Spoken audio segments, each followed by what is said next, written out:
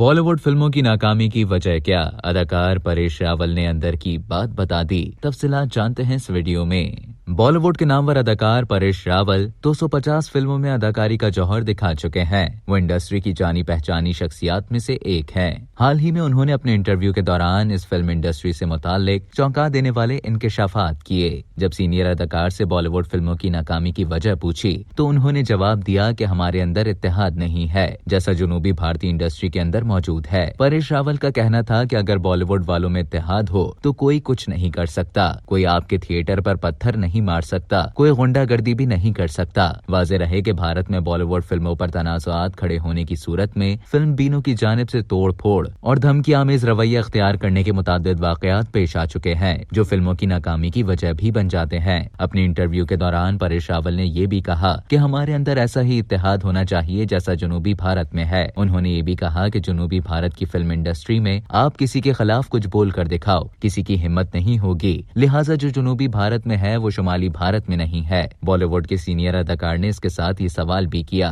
कि न जाने क्यों जो मकामी सिनेमा में ज़हनियत है वो यहाँ क्यों नहीं है। बॉलीवुड के सीनियर अदाकार परेश रावल ने अपनी 3 मुतवक्किल फिल्मों की तस्दीक की और उन्होंने बताया कि वेलकम 3 की शूटिंग अक्टूबर से शुरू हो रही है, हेरा फेरी 3 अगले साल शुरू होगी और आवारा पागल दीवाना का सीक्वल भी आ रहा है। परेश रावल ने कहा कि हेरा फेरी 3 में बापू राव का किरदार दोबारा करना चाहूंगा, लेकिन चाहता हूं कि इसकी कहानी मुख्तलिफ हो और मुझे कुछ नया करने को मिले।